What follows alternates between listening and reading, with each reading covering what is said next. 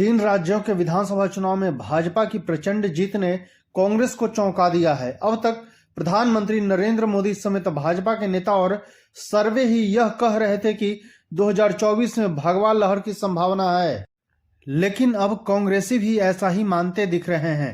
कांग्रेस के दिग्गज नेता पी चिदम्बरम ने माना है कि 2024 में हवा भाजपा की ओर दिख रही है। उन्होंने कहा कि तीन राज्यों के नतीजे हमारे लिए चिंताजनक है और हैरान कर देने वाले हैं।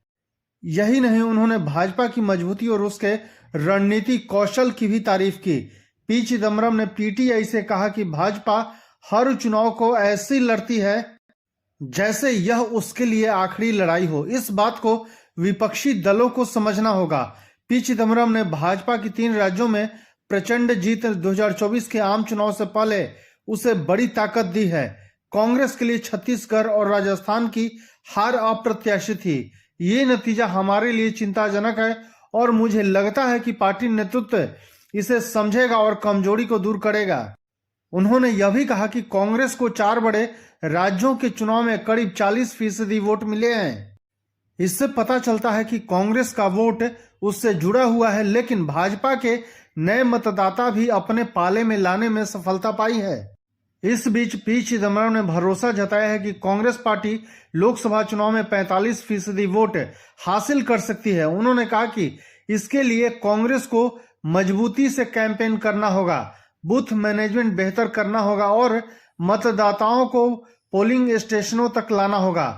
कांग्रेस के राज्यसभा सांसदों ने कहा कि anti Muslim, anti Christian propaganda और हाइपर नेशनलिज्म के चलते भाजपा माहौल बना लेती है।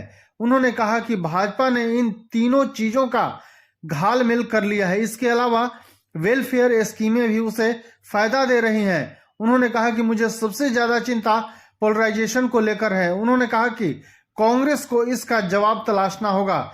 यही नहीं, 2024 से पहले जाति जनगणना के मुद्दे को लेकर पी चिदम्बरम ने कहा कि यह भले ही अहम मसला है, लेकिन चुनाव में निर्णायक नहीं होगा। उन्होंने कहा कि मेरे हिसाब से बेरोजगारी और महंगाई अहम मुद्दे होंगे। उन्होंने कहा कि हर सर्वे में यही बात सामने आई है कि ये दो मुद्दे लोगों को प्रभावित करते हैं।